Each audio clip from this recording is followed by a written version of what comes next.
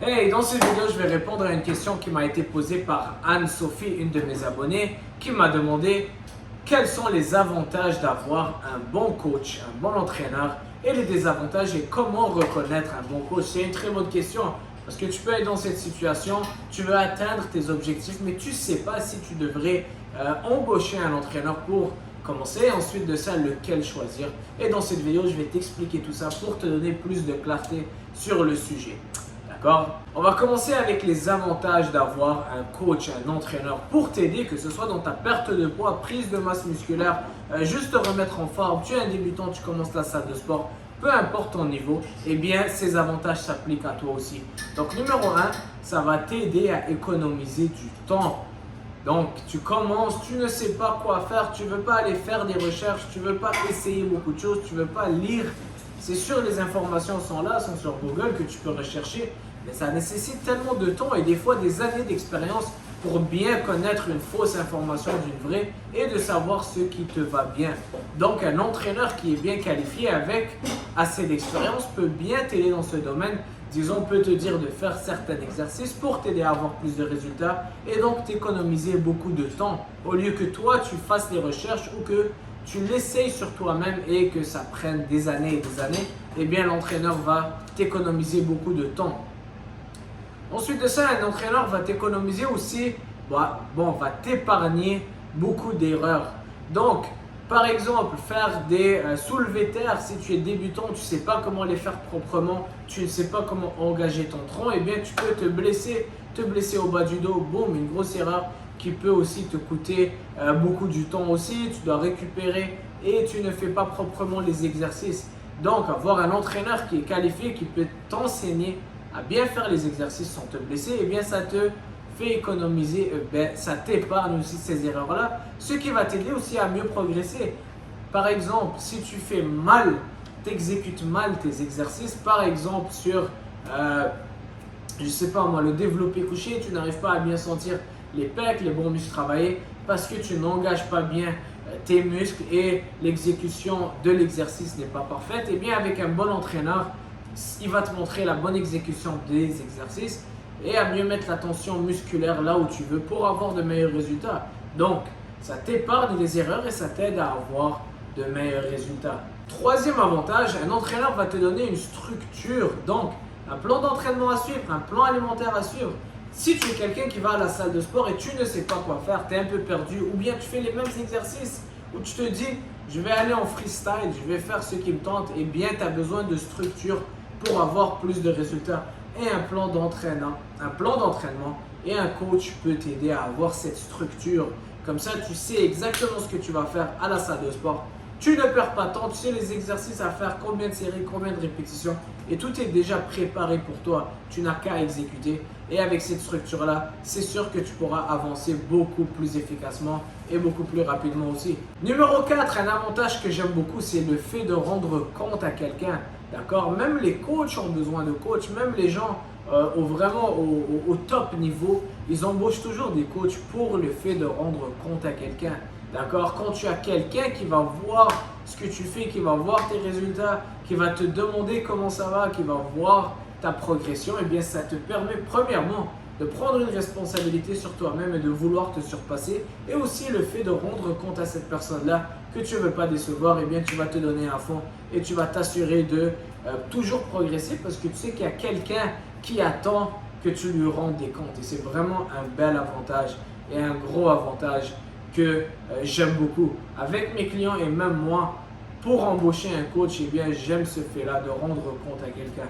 D'accord? Parce qu'on est tous humains à la fin de la journée, on veut tous manger de la pizza quand nos amis en amènent, mais quand tu as un coach, crois-moi, qui te suit et te demande des comptes, ça fait une énorme différence.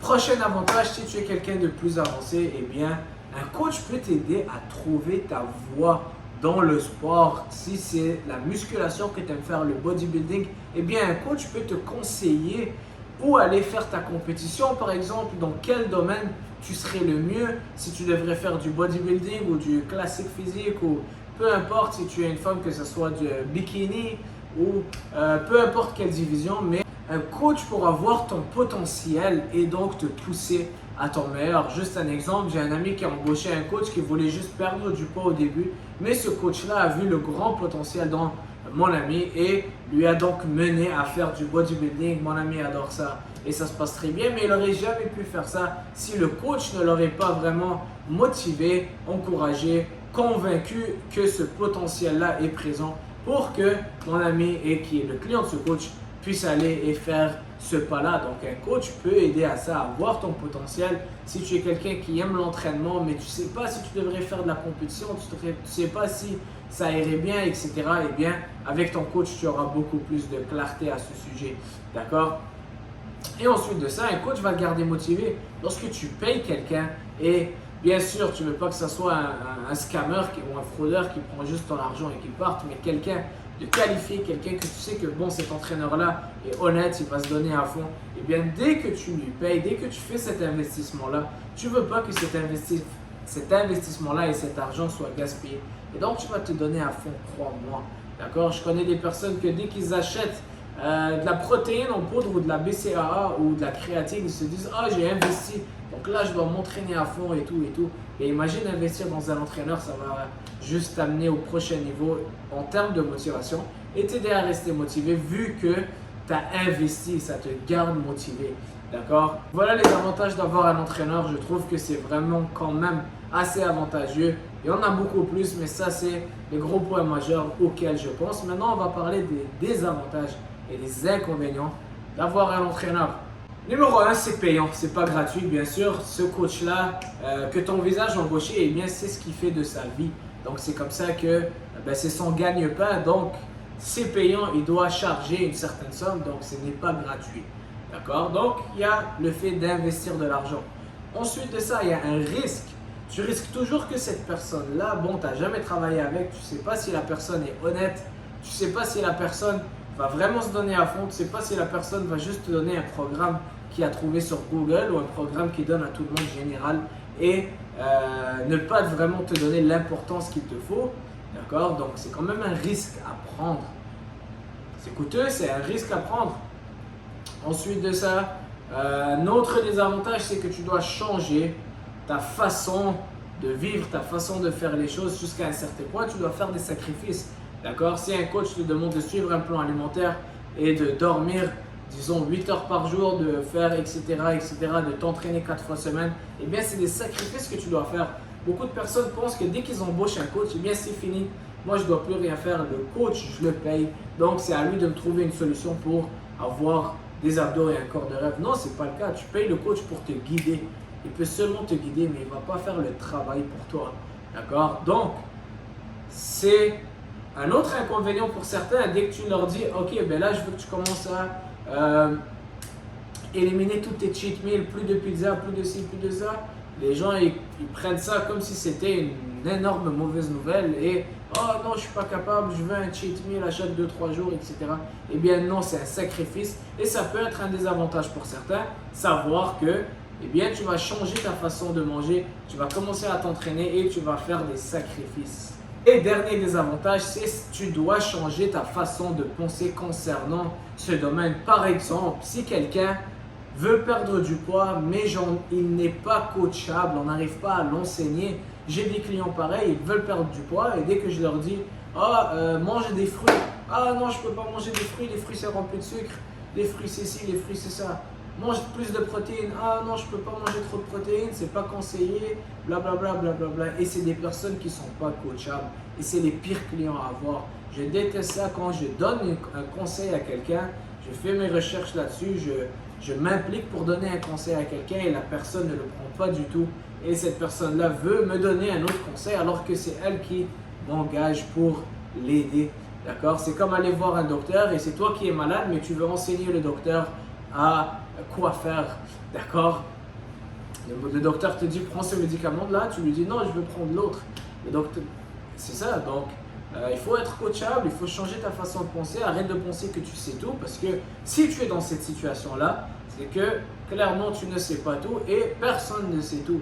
Donc, accepte ce fait-là et accepte le fait que tu vas apprendre des choses et d'être coachable.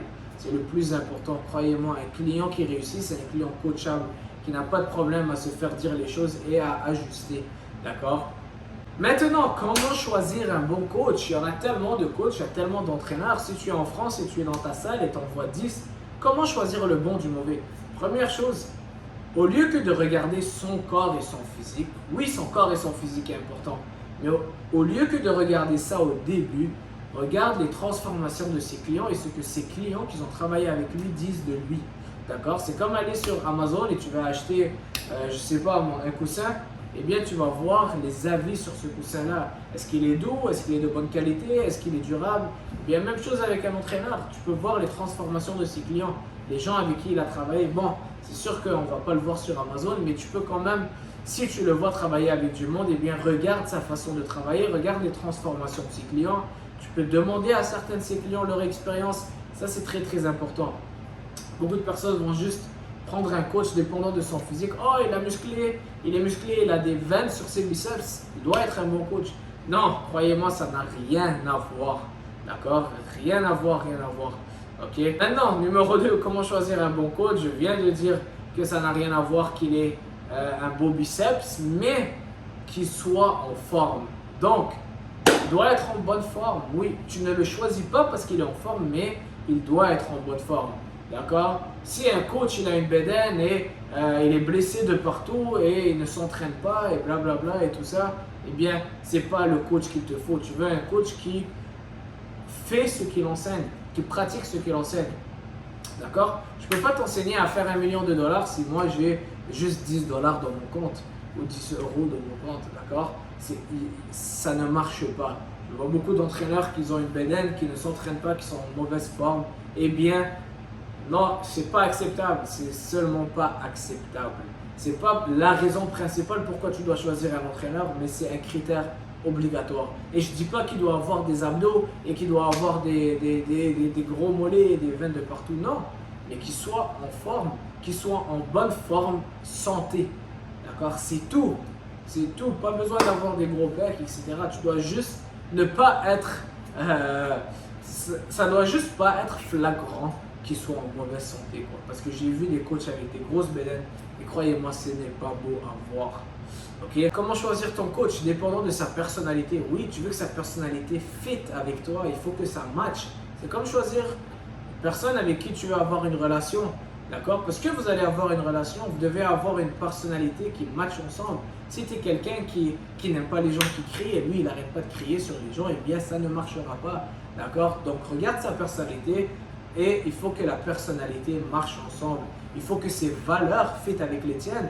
S'il est en train de dire à ses clients « Ah, t'es grosse, t'es gros, blablabla » et toi, t'es quelqu'un qui n'aime simplement pas qu'on te dise ça, eh bien, ça ne fitera pas, ça va clasher. Il y a des gens que ça ne leur dérange pas et qui aiment ça.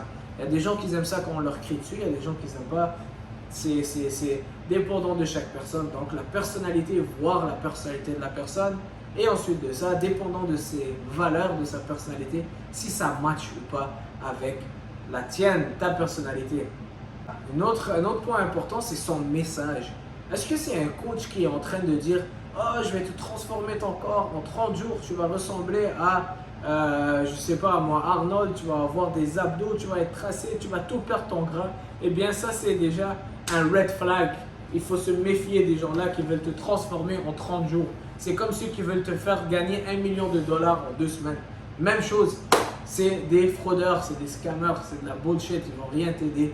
D'accord? Ils veulent juste avoir des clients, ils veulent te vendre et ensuite de ça, te mettre sur un programme hyper extrême, manger de la salade et du thon. Et ensuite de ça, quand tu ne vas pas réussir, ils vont te dire « Ah, ben c'est ta faute. » D'accord? Croyez-moi, ils sont partout et c'est des coachs à éviter. S'il est en train de vraiment amener ce message extrême, te faire rêver, oh, je vais te transformer ton corps en 2 mois, tu vas perdre 50 kilos de gras, te faire vendre du rêve avec des objectifs irréalistes, c'est un red flag, c'est un coach à éviter.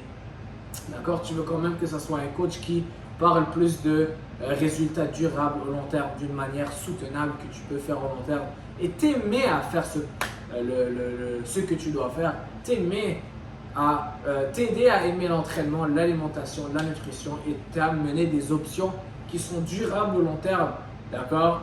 Donc, au lieu que de faire 3 heures d'entraînement par jour, mais plutôt faire 45 minutes, 3-4 jours semaine, quelque chose qui fit ton mode de vie, c'est ça que tu as besoin. Tu ne veux pas un coach qui te mette des options extrêmes et que tu fais détester le tout, quitter, abandonner et ensuite de ça, ne pas avoir de résultats. D'accord? Donc ça c'est hyper important. Et voilà. Donc, il y a des avantages à avoir un coach, c'est quelque chose de très avantageux. Maintenant, choisir le bon, c'est là où est le vrai challenge. Donc, voilà quelques points. Si ça t'a aidé, laisse-le moi savoir dans les commentaires. Anne-Sophie, j'espère que cette vidéo t'a aidé et que tu vas choisir le bon coach. D'accord? Si vous avez des questions, laissez-moi savoir dans les commentaires. Et à bientôt. Ciao!